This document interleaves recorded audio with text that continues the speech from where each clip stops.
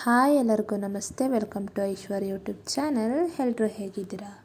ಇವತ್ತು ನಾನು ಕ್ವಿಕ್ಕಾಗಿ ಉಪ್ಪಿಟ್ಟು ಮಾಡೋದನ್ನ ಹೇಳ್ಕೊಡ್ತಾ ಇದ್ದೀನಿ. ವೆಜಿಟೇಬಲ್ ಉಪ್ಪಿಟ್ಟು ಯಾರಿಗೆಲ್ಲ ಇಷ್ಟ ಇಲ್ಲ ಒಮ್ಮೆ ಈ ರೀತಿ ಮಾಡಿ ತಿಂದ್ಕೊಳ್ಳಿ, ತುಂಬ ರುಚಿಯಾಗಿರುತ್ತೆ.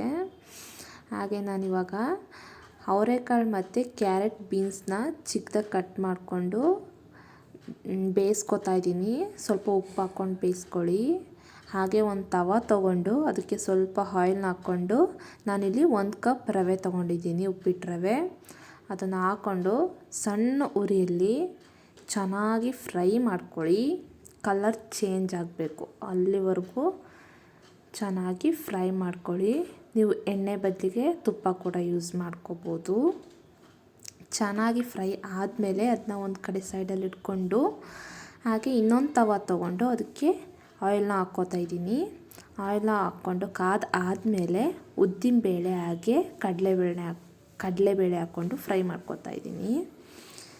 ಹಾಗೆ ಸ್ವಲ್ಪ ಜೀರಿಗೆ, ಸ್ವಲ್ಪ ಸಾಸಿವೆನ ಹಾಕ್ಕೊಂಡಿದ್ದೀನಿ. ಅದಾದಮೇಲೆ ನಾನು ಈರುಳ್ಳಿನ ಹಾಕ್ಕೋತಾ ಇದ್ದೀನಿ. ಈರುಳ್ಳಿನ ಹಾಕ್ಕೊಂಡು ಫ್ರೈ ಮಾಡ್ಕೊಳ್ಳಿ ಚೆನ್ನಾಗಿ. ಅದಾದಮೇಲೆ ನಾನು ಹಸಿರು ಮೆಣಸಿನ್ಕಾಯಿ ಹಾಗೆ ಕರಿಬೇವನ್ನ ಹಾಕ್ಕೊಂಡಿದ್ದೀನಿ. ನೀವು ಖಾರಕ್ಕೆ ಎಷ್ಟು ಬೇಕೋ ಅಷ್ಟು ಹಸಿಮೆಣ್ಸಿನ್ಕಾಯಿನ ಹಾಕ್ಕೊಂಡು ಚೆನ್ನಾಗಿ ಫ್ರೈ ಮಾಡ್ಕೊಳ್ಳಿ. ಫ್ರೈ ಆದಮೇಲೆ ನಾನು 1 ಸ್ಪೂನ್ ಉಪ್ಪನ್ನ ಹಾಕ್ಕೋತಾ ಇದ್ದೀನಿ. ನಿಮಗೆ ರುಚಿಗೆ ಎಷ್ಟು ಬೇಕೋ ಅಷ್ಟನ್ನ ಹಾಕ್ಕೊಳ್ಳಿ.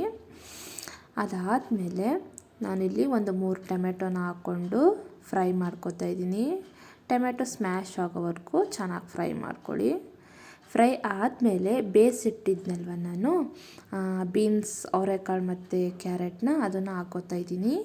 ನೀವು ಅವರೆಕಾಳು ಇಲ್ಲ ಅಂದರೆ ಬರೀ ಬೀನ್ಸ್ ಮತ್ತು ಕ್ಯಾರೆಟ್ನ ಚಿಕ್ಕದಾಗಿ ಕಟ್ ಮಾಡಿಕೊಂಡು ಎಣ್ಣೆಲಿ ಫ್ರೈ ಮಾಡ್ಕೋಬೋದು. ಅದನ್ನೇನು ಬೇಯಿಸ್ಕೊಳ್ಳೋ ಅವಶ್ಯಕತೆ ಇರೋದಿಲ್ಲ. ಹಾಗೆ ಸ್ವಲ್ಪ ಕಾಯಿ ತುರಿ ಹಾಕ್ಕೋತಾ ಇದ್ದೀನಿ ಹಸಿದು. ನೀವು ಬೇಕಿದ್ದರೆ ಹಾಕ್ಕೊಳ್ಳಿ, ಇಲ್ಲ ಸ್ಕಿಪ್ ಮಾಡ್ಕೋಬೋದು. ಹಾಕ್ಕೊಂಡ್ರೆ ತುಂಬ ಚೆನ್ನಾಗಿರುತ್ತೆ. ಹಾಗೆ ನಾನು ಯಾವ ಕಪ್ಪಲ್ಲಿ ರವೆ ತೊಗೊಂಡಿದ್ನೋ ಆ ಕಪ್ಪಲ್ಲೇ 1 ಕಪ್ ರವೆಗೆ ನಾನು 2 ಕಪ್ ನೀರನ್ನ ಹಾಕ್ಕೋತಾ ಇದ್ದೀನಿ. ನೀರನ್ನ ಹಾಕ್ಕೊಂಡು ಒಂದು ಸ್ವಲ್ಪ ಕುದಿ ಬಂದಮೇಲೆ ಟೇಸ್ಟ್ ನೋಡ್ಕೊಳ್ಳಿ. ನನಗೆ ಉಪ್ಪು ಸ್ವಲ್ಪ ಕಮ್ಮಿ ಇತ್ತು, ನಾನು ಉಪ್ಪನ್ನ ಹಾಕ್ಕೊಂಡಿದ್ದೀನಿ. ನಿಮಗೆ ಬೇಕಿದ್ದರೆ ಹಾಕ್ಕೊಳ್ಳಿ. ಹಾಗೆ ಸ್ವಲ್ಪ ಕೊತ್ತಂಬರಿನ ಹಾಕ್ಕೊಂಡಿದ್ದೀನಿ.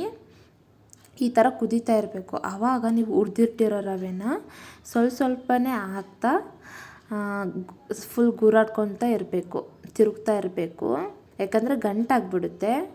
ಸ್ವಲ್ಪನೇ ಹಾಕ್ಕೊಳ್ಳಿ. ಒಂದೇ ಸರ್ಗೆ ಹಾಕ್ಕೊಳ್ಳೋಕೆ ಹೋಗಬೇಡಿ. ನಾನು ಮಾಡ್ತಾಯಿದ್ದೀನಲ್ಲ ಆ ಥರ ನೀವು ಕೂಡ ಮಾಡ್ಕೊಳ್ಳಿ.